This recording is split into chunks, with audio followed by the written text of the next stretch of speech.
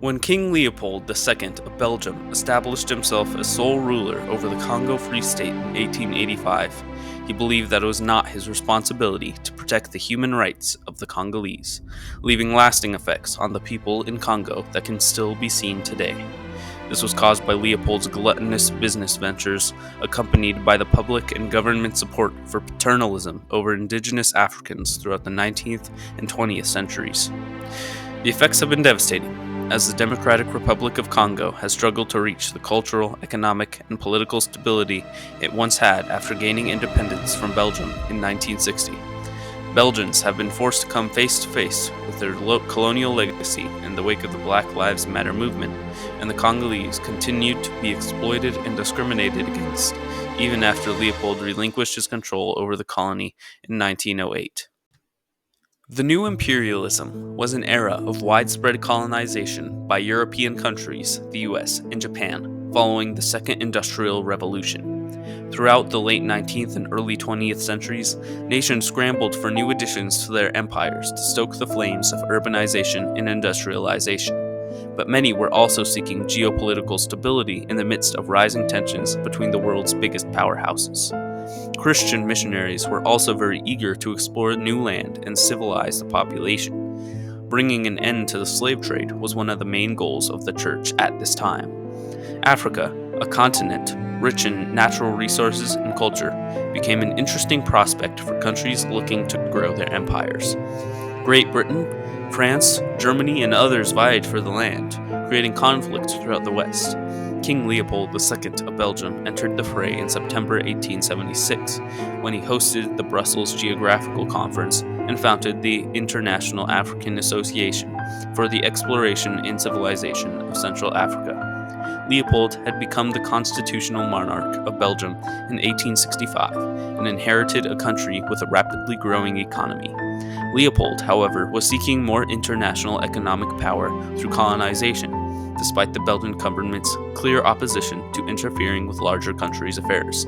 After considering areas in Asia and South America, expeditions made by Lieutenant Vernie Leverett Cameron, David Livingstone, and Henry Morton Stanley urged Leopold to seek out territory in the center of Africa. After Henry Morton Stanley returned from an expedition through the Congo River in 1887, Leopold hired him to establish the beginnings of the Belgian Congo. Leopold founded a new organization, the International Association of the Congo, or IAC, as a new front for his business in Congo. For 20 years, Henry Morton Stanley coerced leaders of various African kingdoms and tribes to sign treaties giving up their land, built canals, set up IAC stations, and constructed railroads on the backs of the Congolese. Around 2 million Congolese people died in the construction of the railroad alone. Back in Belgium, Leopold explained that the IAC's main goal was to civilize the African population, convert them to Christianity, and expand industrial markets. Realizing tensions were growing, Otto von Bismarck of Germany brought representatives from 14 nations together at the Berlin Conference in 1884 to redraw the African map. This resulted in the signing of the Berlin Act in 1885, which attempted to create boundaries for the nations seeking land in Africa.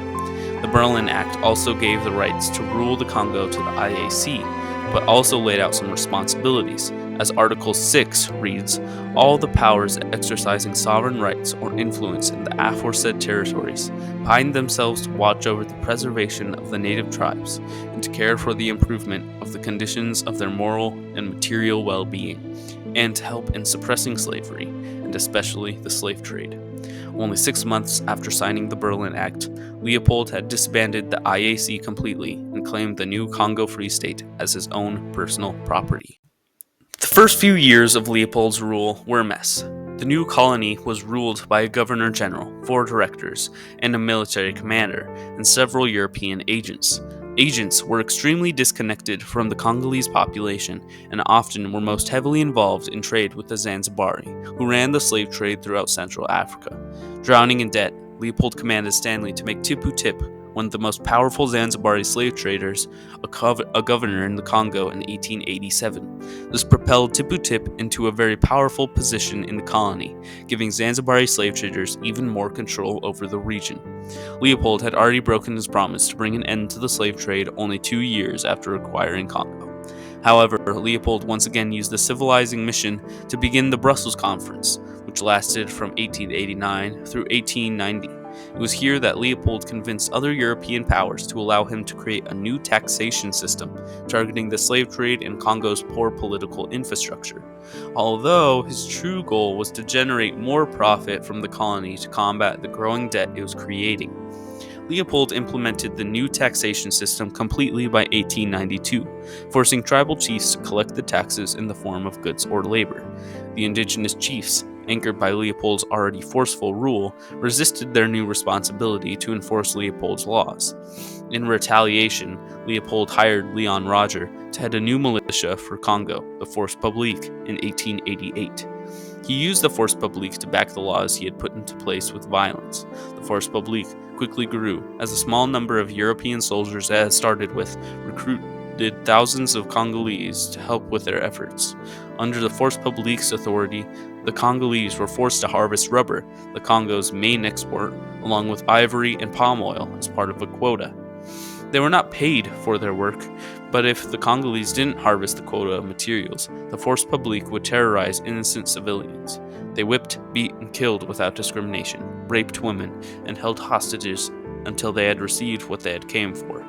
Officers would cut off the limbs for every bullet they had used to show to their commanders, leaving many mutilated. Leopold's rule hadn't brought well-being to the people, but it instead left them in a worse state than ever. Leopold ended up selling authority over the land to 3 different companies set on harvesting and selling the Congo's rich natural resources. Leopold had large shares in all of these companies, so with this he would be making even larger sums of money. The truth about the Congo Free State was that its sole purpose was to make King Leopold II Monday all along. He had no belief that it was his responsibility to protect or help these people, which resulted in the complete disregard of the Congolese' human rights. To unseat Leopold, a coalition named the Congo Reform Association, or CRA, was formed.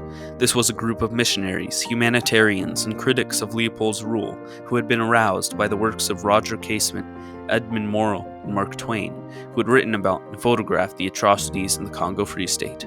The CRA was able to force control over the Congo Free State into the hands of the Belgian government, but this brought nearly no change to the region. The abuses against the Congolese continued for many years, and the Congolese people were forced to deal with new social conflicts created by the Force Publique, widespread poverty, disease, and famine. The Congolese people's lives seemed to mean nothing. One example of this is the life of Otabenga, a Congolese man who, after being captured by slave traders, was taken from Congo to the Bronx Zoo and put in the primate exhibit in 1906. Otabenga was forced to stay in the US and never saw his family again.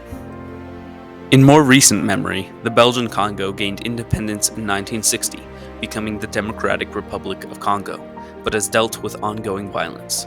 There have been 2 civil wars in the late 90s, followed by an ongoing armed conflict, which are widely believed to have been sparked by the Rwandan genocide and overall political instability in the region. Civilians have been displaced by these conflicts and struggle to support themselves. The Democratic Republic of Congo is one of the poorest nations in the world. Belgium has also had to come face to face with its colonial past, as the public has been very disappointed with Leopold's positive legacy despite the mass destruction he created. Protesters made their biggest effort to get rid of busts honoring Leopold in 2020 and 2021 as part of the Black Lives Matter movement. In conclusion, the Congolese people's human rights were violated because of King Leopold II's belief that their well-being was not his responsibility. Leopold's bloody legacy and broken promises still live on in the long-lasting damage it has caused in the heart of Africa.